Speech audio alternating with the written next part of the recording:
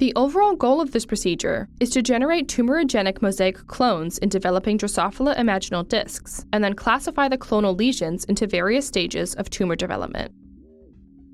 This method can help answer key questions in cancer modeling, such as how to consistently induce tumors and how to classify their stage of progression. The main advantages of this technique are that tumor induction in the Drosophila wing imaginal discs is accomplished using simple fly genetics, and that classification of the tumor development stages is a simple diagnosis.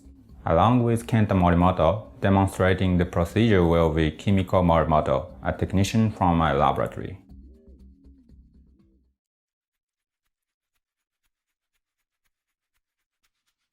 Begin with setting up the genetic cross. 12 hours before collecting virgins for the cross, clear all the adult flies from vials containing mature pupae. The following day, set up a cross to generate genetically mosaic progeny. Transfer 12 to 20 virgins and 10 males into a fresh vial and incubate them for 1 day at 25 degrees Celsius. After 24 hours, transfer the flies into a fresh vial and discard the first vial they populated. After 12 more hours, eggs will start becoming available. On 12-hour intervals, transfer the adults to new vials and use the progeny for the experiment.